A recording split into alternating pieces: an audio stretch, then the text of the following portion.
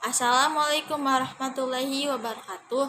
Perkenalkan, nama saya Tahani Salsabila, NIM 43211063 dari kelas di Rosohullah 27. Saya akan menafsahi, menerjemahkan dan menjelaskan kitab Safinatun Najah. Sebelumnya, saya minta maaf karena tidak menggunakan bahasa Jawa kromo. Karena kendala bahasa, saya tidak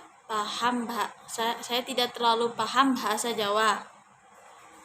Saya akan menjelaskan faslun wudhu'i, fasal tentang wudhu, bab wudhu. Bismillahirrahmanirrahim. Faslun fil wudhu'i, bab wudhu. Furudul wudhu'i, wajibnya berwudhu. Sittatun, ada 6. Asani gosul wajhi, kedua membasuh muka. Asalisu gosul yadaini ma'al mirfaqaini, ketiga membasuh kedua tangan sampai siku-siku. Ar-rabi'u mashu syai'i minar ra'si, 4 membasuh sebagian kepala. Al-khamisu ghuslur rijlaini ma'al ka'baini, kelima membasuh kaki sampai mata kaki. As-sadisu tartibu, dan yang keenam tertib. Berikut penjelasannya. Bismillahirrahmanirrahim. Keterangan pasal 6 wudhu. Rukun wudhu ada 6. Yang pertama, niat. Di setiap ibadah kita diharuskan mulai dengan niat. Begitu pula wudhu. Wudhu juga harus dimulai dengan niat. Sebagaimana sabda Nabi yang mulia Muhammad SAW, la tuqbalu sholatu man ahdatha hatta yatawaddu'u. Tidak diterima salat orang yang berhadas sampai ia berwudu. Hadis riwayat Bukhari. Al-Mawardi mendefinisikan niat dengan kastu syai'in waqtarinan bi fi'lihi, yaitu menyengaja sesuatu bebarengan dengan pelaksanaannya. Oleh karena itu, berniat dalam wudu harus dibarengkan dengan pelaksanaannya, itu ketika membasuh muka. Seperti halnya niat sholat yang harus bebarengan dengan pengucapan takbiratul ihram. Inilah bacaan niat ketika hendak memulai wudu. Nawaitu wudu'a li raf'il hadathil asghari lillahi ta'ala. Yang kedua, membasuh wajah. Membasuh wajah seluruhnya dari batas rambut sampai ke dagu dan dari batas telinga kanan sampai ke telinga kiri. Jika seseorang memiliki jenggot yang tebal, maka cukup membasuh luarnya saja.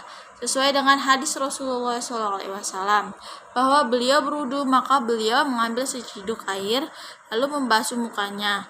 Hadis riwayat Bukhari. 1 cidukan air tidak cukup untuk membasuh dagu karena tebalnya jenggot beliau yang mulia. Yang kedua, membasuh tangan hingga siku. Fardu yang ketiga adalah membasuh kedua tangan kita dimulai dari ujung jari sampai ujung siku, atau sebaliknya tidak masalah. Yang terpenting adalah tidak ada sesuatu apapun yang menghalangi air masuk ke kulit.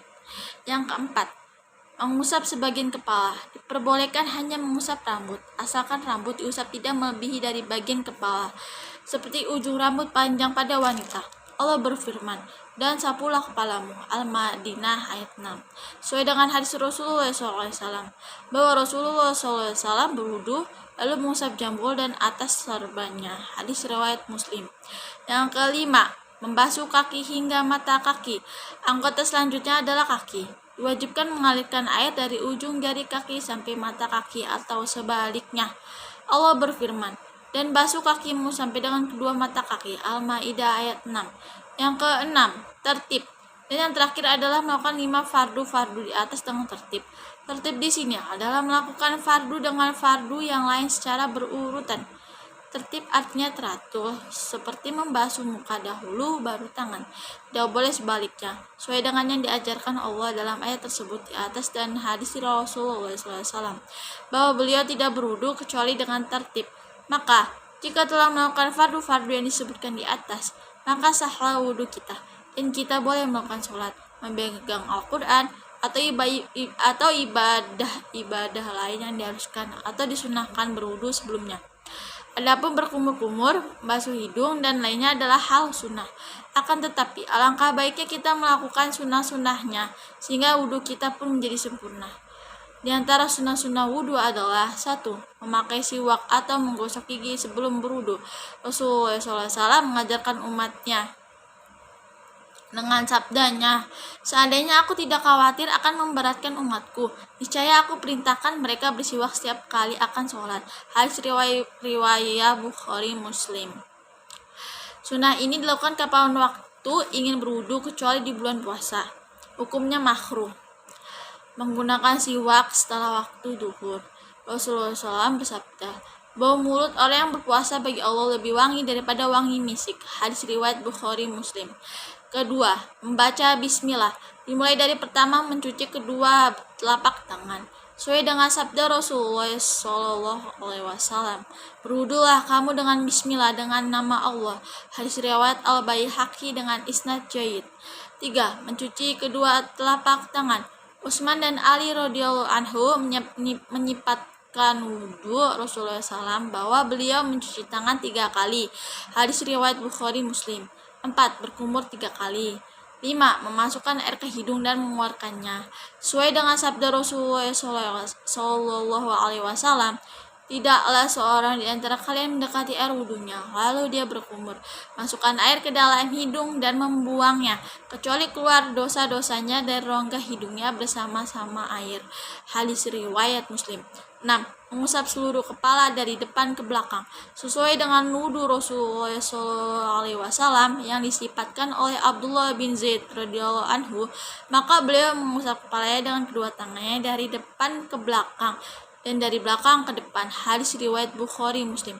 7. Mengusap kedua telinga luar dan dalamnya dengan air baru. Sesuai dengan wudhu Rasulullah SAW, sesungguhnya beliau mengusap kepalanya dan kedua telinganya luar dan dalam, lalu memasukkan kedua jari tunjuknya ke dalam lubang telinganya. Hadis riwayat Abu Daud dan An-Nasai. Hadis hasan. 8. Mencuci sela-sela tangan dan kaki. Pernah Rasulullah SAW bersabda kepada Al-Qaid bin Sabrah, "Sempurnakanlah wudhu dan cucilah sela-sela jari-jari." Hadis riwayat Daud dan At-Tirmizi dengan isnad sahih. 10. Mendahulukan yang kanan sebelum yang kiri.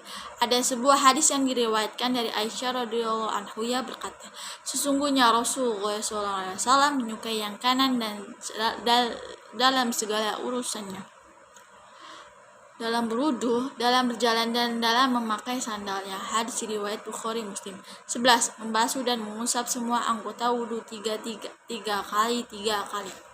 Sesuai dengan hadis yang diriwayatkan dari Utsman bin Affan radhiyallahu anhu, ia berkata, "Sungguhnya Rasulullah SAW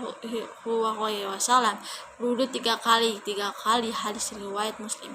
12. Melebihi pengusapan kepala. Begitu pula kedua tangan sampai ke atas siku dan kaki sampai di atas mata kaki. Rasulullah SAW berwasiat kepada umatnya dengan sabdanya, "Akan datang umatku, mereka memiliki cahaya putih di muka, cahaya putih di tangan, dan cahaya putih di kaki pada hari kiamat karena penyempurnaan wudhu.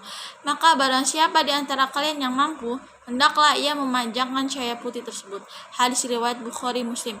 13. Membaca doa setelah selesai wudhu. Doanya, "Asyhadu an la ilaha illallah wahdahu la syarikalah wa asyhadu anna Muhammadan abduhu wa rasuluh. Allahumma ja'alni minat tawabina wa ja'alni minal mutahhirin. Wa subhanaka Allahumma wa bihamdika asyhadu an la ilaha illa anta astaghfiruka wa atubu ilaik." Artinya, saya bersaksi bahwa tiada Tuhan selain Allah yang Maha Esa dan tiada sekutu baginya. Aku bersaksi bahwa Muhammad adalah hamba yang utusannya. Ya Allah, jadikanlah aku termasuk orang-orang yang bertaubat, dan jadikanlah aku termasuk orang-orang yang bersuci. Maha suci Engkau, ya Allah, aku memuji kepadamu. Aku bersaksi bahwa tiada Tuhan selain Engkau. Aku minta ampun dan bertobat kepadamu. 1. Wudhu yang hukumnya fardu atau wajib. Hukum wudhu menjadi fardu atau wajib manakala seseorang akan melakukan hal-hal berikut ini. A. Melakukan sholat. baik sholat wajib maupun sholat sunnah, termasuk juga di dalamnya sujud tilawah. Dalilnya adalah ayat Al-Quran Al-Karim berikut ini. Hai orang-orang yang beriman, apakah kamu hendak mengerjakan sholat? Maka basuhlah mukamu dan tanganmu sampai dengan siku, dan sapulah kepalamu dan kakimu sampai dengan kedua mata kaki. Quran Surat Al-Ma'idah ayat 6. B. Untuk menyentuh mushaf Al-Quran Al-Karim. Meskipun tulisan ayat Al-Quran Al-Karim itu hanya ditulis di atas kertas biasa atau di dinding atau ditulis pada uang kertas, ini merupakan pendapat jumhur ulama yang didasarkan kepada ayat Al-Quran Al-Karim. Tidak ada yang menyentuhnya kecuali orang-orang yang suci. Quran Surat Al-Waqi'ah ayat 79. Serta hadis Rasulullah SAW berikut ini. Tidaklah menyentuh Al-Quran Al-Karim kecuali orang yang suci. Hadis riwayat Ad-Durukni. Hadis dhaif, namun Ibnu Hajar mengatakan la ba'sa bihi. C. Saat ibadah tawaf di seputar Ka'bah, jumhur ulama mengatakan bahwa hukum berwudu untuk tawaf di Ka'bah adalah fardu kecuali Al-Hanafiyah. Hal itu didasari oleh hadis Rasulullah SAW yang berbunyi dari Ibnu Abbas radhiyallahu anhu bahwa Rasulullah SAW bersabda, tawaf di Ka'bah itu adalah salat kecuali Allah telah membolehkannya untuk bicara saat tawaf. Siapa yang mau bicara saat tawaf, maka bicaralah yang baik-baik. Hadis riwayat Ibnu Hibban, Al-Hakim, dan Tirmizi. 2. Wudu yang hukumnya sunnah. Sedangkan yang bersifat sunnah adalah bila akan mengerjakan hal-hal berikut ini. A. Mengulangi wudu untuk siap sholat.